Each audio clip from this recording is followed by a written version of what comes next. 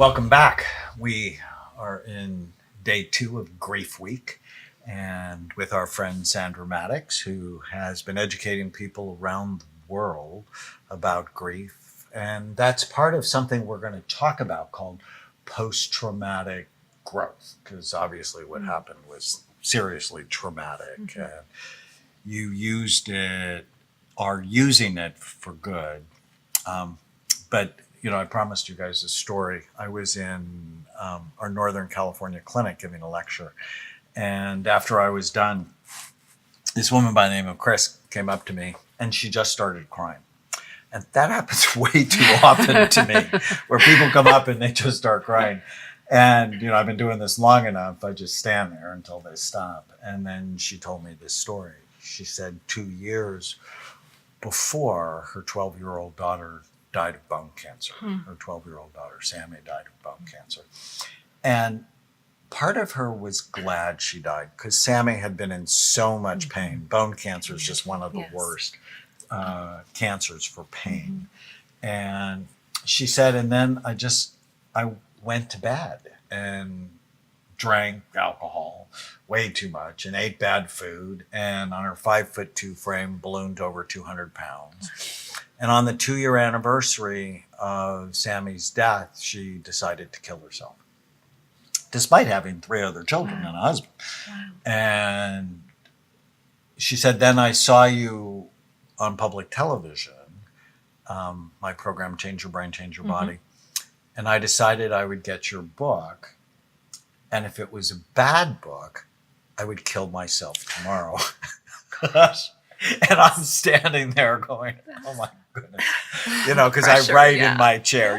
My chair at home. Yes. You helped us. Yes. I'm writing now. I'm like feeling all this pressure. And she said, but it was so easy. And I just did everything you said. I stopped drinking. I started eating the right things. I started walking. I started running. And now I've lost like 24 pounds.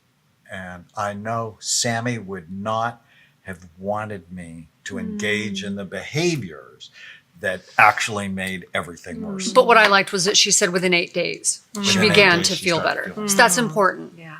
So she noticed a change pretty quickly. So grief is something, you can't stop it because we are a bonded species, right? That's how God made us. We are meant to be connected. In fact, loneliness and being disconnected is a major risk factor for Alzheimer's disease. And so by you talking about your friend coming over, your husband inquiring on how you are, it's so important to build that community. And can I ask, Sandra, because I already know the answer to this, but I just think this is so important for people listening, because I know how strong you are. You're just this very strong woman, as gentle as you are strong. So it's a quiet strength.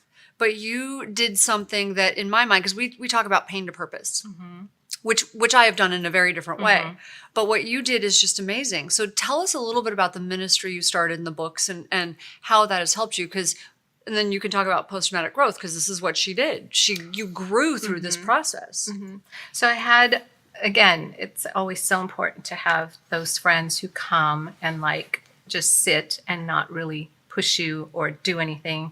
But it had been about a month or 2 months, and I had a dear friend, she's a pastor's wife, she invited me to just come and sit in the back and go to the Bible study, and I'm grateful for that because it got me back into the world, because I was, pretty at home, just taking visitors and all that kind of stuff. But it got me to get up, and I knew I had to do it. I knew, in my wrestling, that the Lord was calling me to do something, big. Because I remember when I was telling you that I was sitting in front of Tiffany's grave, I remember Pastor Rick's book, Purpose Driven Life. I remember there was a poem by Russell Kilfer, I think his name is, and it says, "You are who you are because I made you. You're part of the Master's plan. The parents I gave you are for a reason, and they're stamped with the Master's seal." So I knew what God was calling me to do, not to sit there, but to, share my story with others. And so when I went to this Bible study, I started feeling better and decided, it was maybe a year later, and the women's ministry leader came in, and I had been doing some of the mentoring in there, and she said, we really want to start a mom's program.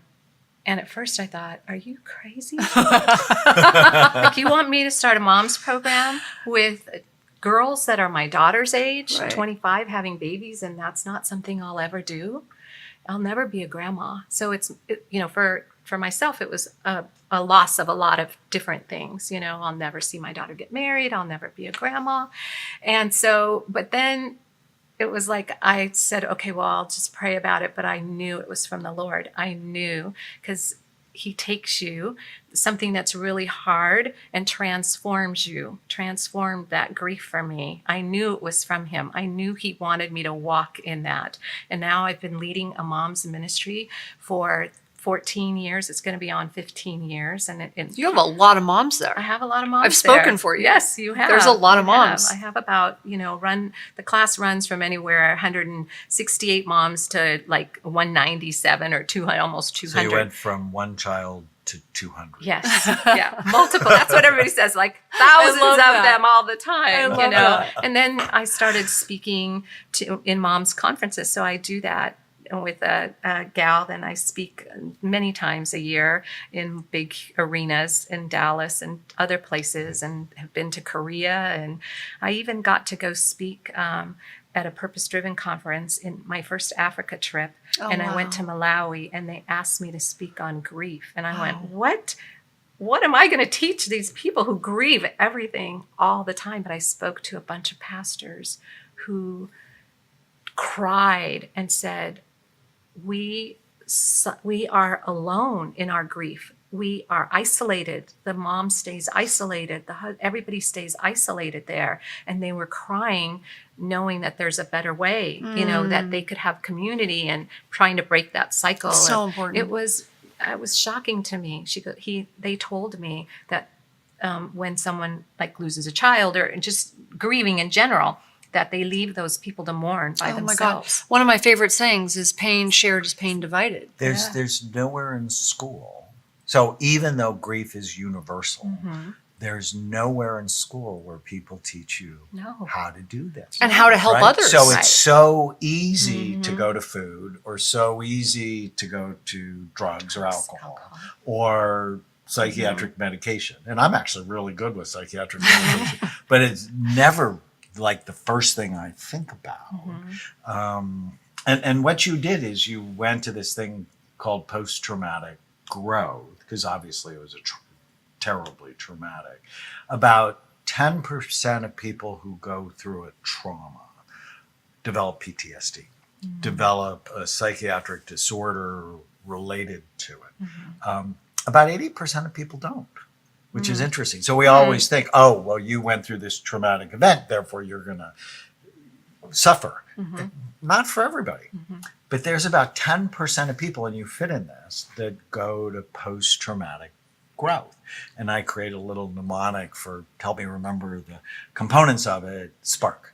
So they're spiritual changes. I don't know if you can relate to that. Yes, I can. But even though you were devastated and questioned God, it seems like your relationship with God is actually better. It is. I got to know him because I kept saying, okay, I'm just going to get in your face and I'm going to know everything about you. I did. And I just kept telling myself, okay, I'm not going to look down. I'm going to look up. And, really, it was the closest I've ever felt him to me. That's powerful. I really felt him really close to me. And I just was, obsessed with reading the Bible and reading the Word and trying to know who he is and know who I was, to him, that he loved me, that I was his child. He wasn't there to hurt me, and there was a plan and a purpose for all of this. I love that, pain to purpose. So Martin Luther gave his life to God and a religious order after he survived a life-threatening thunderstorm. So often that trauma then turns him. The second thing in Spark is possibilities. Is you see new possibilities because of the trauma and grief. It's clearly what you did. The third part is an increased appreciation of life. You're better at appreciating each moment. I don't know if that happened with you. Yeah, well, you just things you thought were important before became less important, and the people Sort of in your material lives, things? yeah, and the people in your lives become more important. Knowing that every day's you never know, so you better tell your husband that you love him. You better tell your children that you love them that day, because you don't know. You don't know. You don't know. And so yes, and that's what I tell my girls, because a lot of them want to. And when I say my girls, I'm talking about the ministry, Yeah. the women that are the girls that are in my ministry, and I tell them all the time, today's the day the Lord has made. Focus on that child today. They want to rush in today's culture. Everybody wants to rush to grow their kids faster and do more and more and more. In reality, they should just sit. I have no Enjoy. regrets of, any of that. I, poured into my child. I mean, she gave her life to the Lord. It was just like, I don't have regrets of that. So, which some parents, when their children die, they do have some regrets that, They could have done it better. right. Or differently. Spent more time. Yes. The R Time. is a change in relationships, where you relate to others in more meaningful ways, just like you said. And the K, I love this, is kick-ass personal strength. If I can live through this, Yes. then I can live through it. I've thought that so many times Yes. in life. Yeah. Yes. So Yes, when we I love come that. back, we're going to talk about more tips to survive grief.